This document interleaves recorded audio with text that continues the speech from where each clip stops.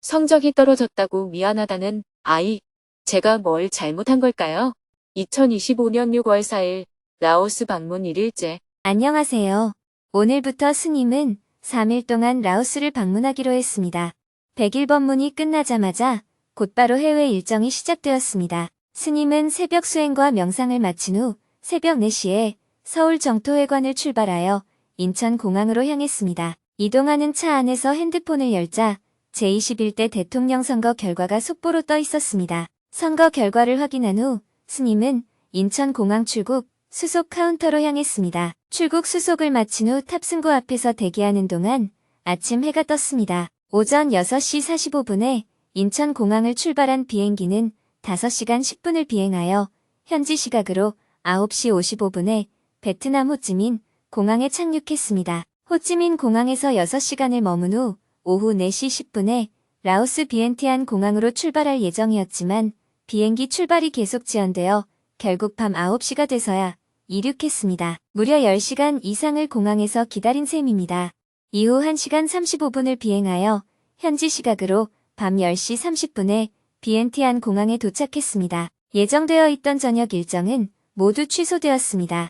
숙소에 도착하니 밤 12시였습니다. 새벽 4시에 정토회관을 나와 약 22시간이 걸려 라오스에 도착한 것입니다. 저가 항공을 이용하다 보니 비행 일정이 지연되고 경유지에서 대기하는 시간도 길어 하루가 다 지나갔습니다. 그러나 스님은 오늘 안에 올 수 있어서 감사하다 라며 개의치 않았습니다. 숙소에 도착한 뒤에는 짐을 풀고 내일 일정을 간단히 논의한 후 원고 교정을 하고 하루 일과를 마무리했습니다. 오늘은 법문이 없었기 때문에 지난달 30일에 정토사회문화회관에서 열린 금요 증문즉설 강연에서 스님과 질문자가 나눈 대화 내용을 소개하며 글을 마칩니다. 성적이 떨어졌다고 미안하다는 아이.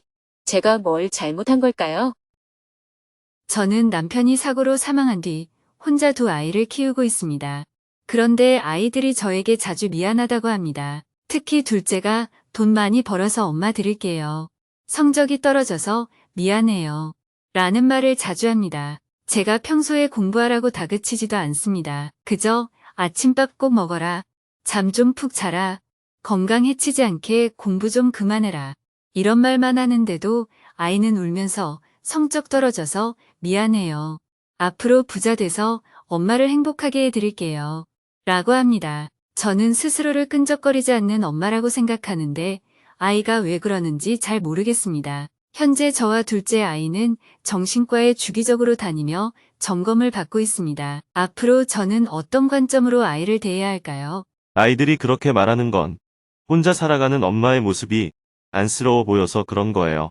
엄마를 위로하고 싶은 마음에서 그런 말을 하는 겁니다. 공부를 잘해서 엄마가 보람을 느끼게 해드려야겠다.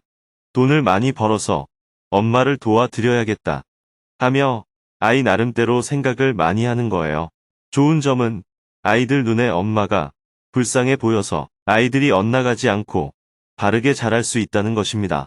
그럴 때 엄마는 내가 건강한 게 중요하지. 공부를 잘하고 못하고는 그 다음 문제야.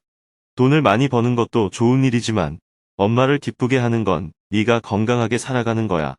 이렇게 말해야 합니다. 이런 격려가 아이에게 어느 정도 도움이 됩니다. 하지만 보다 근본적인 해결책은 따로 있습니다. 아이들이 보기에 엄마가 좀 불쌍해 보인다는 인식 자체를 바꾸는 거예요.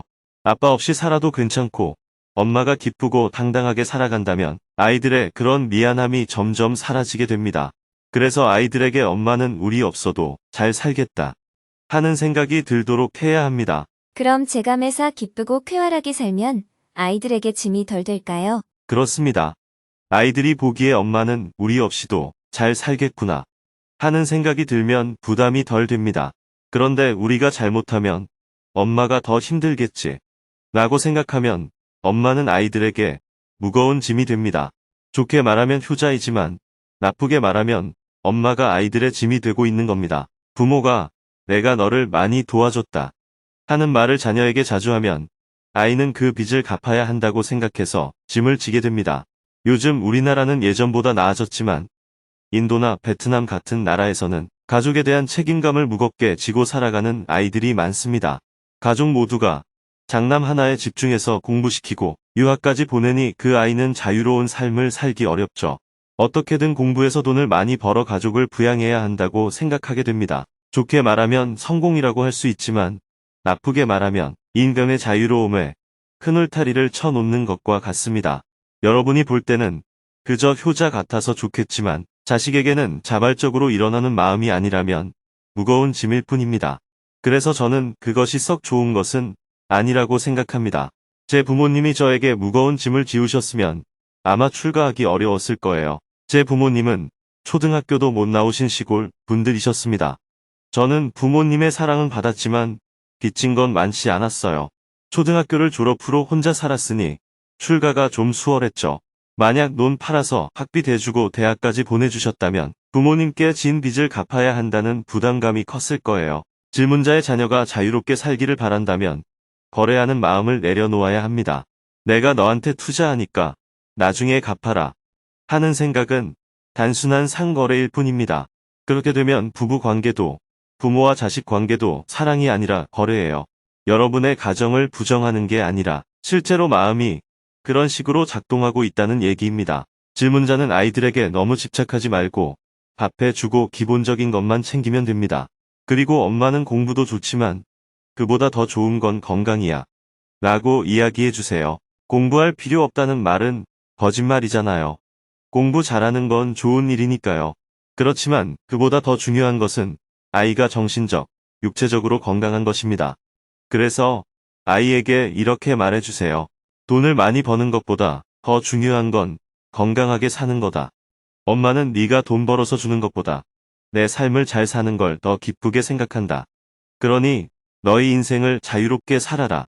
하지만 엄마가 여전히 불쌍해 보인다면 그런 말들은 별 의미가 없습니다. 질문자가 쾌활하게 살고 정토의 회원이 되어 봉사하며 사회에 이바지하는 삶을 산다면 아이들 눈에는 우리 엄마는 우리 없이도 잘 살겠다. 아빠 없이도 괜찮다. 라는 생각이 들게 됩니다. 질문자에게 남자가 필요하면 남자친구를 사귀고 아이들한테 소개해주면서 엄마는 이렇게 잘 사니까 엄마 걱정하지 말고 너희 인생 살아라. 이렇게 얘기해주세요. 아니면 남자 없이도 불쌍해 보이지 않고 당당하게 살아가는 모습만 보여줘도 아이들의 짐은 점점 가벼워질 것입니다. 제가 아이들에게 아무리 괜찮다고 해도 아이들이 걱정했던 이유를 알 것 같습니다. 스님, 감사합니다. 옛날 성차별이 심했던 봉건 사회에서 여성에게 남편이 없다는 것은 곧 사회 취약 계층으로 전락하는 것을 의미했습니다. 당시 여자는 사람으로 취급받지 못했습니다.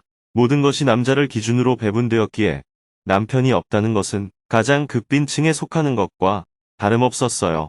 부유한 여성이라 해도 남편이 없으면 무시당했습니다. 여자는 권력을 가질 수 없었고 오직 남자의 그늘 아래 살아야 했기 때문이에요.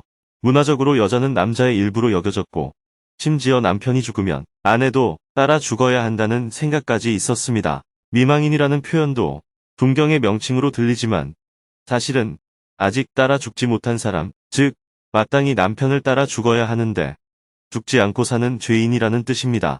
이런 용어들은 오늘날에는 적절하지 않고 사라져야 할 표현들이죠. 지금 시대는 홀로 된 여성이 남자와 함께 살고 싶으면 재혼을 해도 되는 시대입니다. 뿐만 아니라 남자가 없어도 사는데 전혀 지장이 없는 사회가 되었습니다. 그래서 스스로 열등의식을 갖거나 부족함을 참아가며 살 필요가 없습니다. 남자가 필요하다면 자유롭게 만나면 되고 필요하지 않다면 당당하게 혼자 살아가면 됩니다.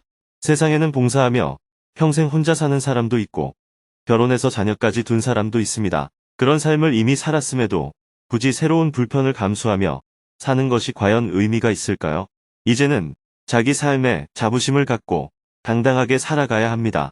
이런 모습으로 살아갈 때 아이들도 자연스럽게 짐을 내려놓게 됩니다. 부모님이 갑자기 돌아가시면 슬퍼하지 말라고 해도 슬퍼요.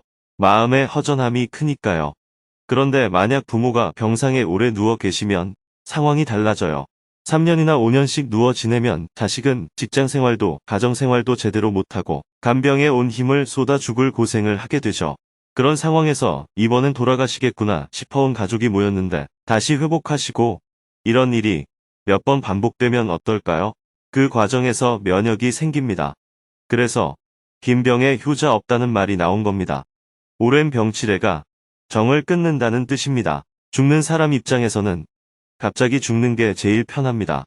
하지만 남은 사람을 생각한다면 좀 아프다가 죽는 편이 낫습니다. 정을 떼야 하기 때문이에요.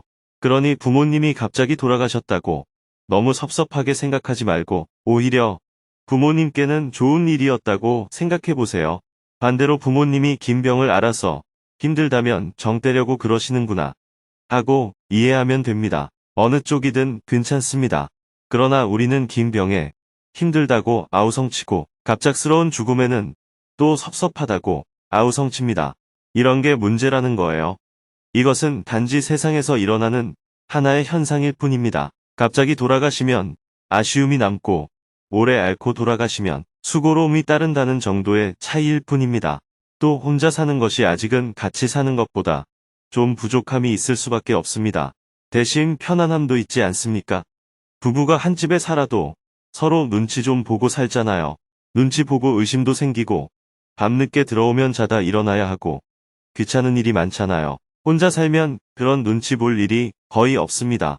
부부가 결혼해서 같이 살다가 해외 발령으로 떨어져 지내면 처음엔 힘듭니다. 시간이 지나면 그 생활에 익숙해지고 편안해집니다. 그러다 다시 합치면 오히려 불편함이 생기고 갈등이 일어나기도 해요. 그래서 가능하면 부부는 떨어지지 말고 함께 사는 것이 좋습니다. 사람 사는 게 다 습관이니까요. 질문자도 조금 더 당당하게 살아보세요. 그러면 아이들의 어깨에 얹힌 무거운 짐도 자연스레 내려놓아질 것입니다. 감사합니다. 잘 알았습니다. 내일은 하루 종일 라오스를 답사하며 현지에서 예정된 만남 일정을 진행할 예정입니다.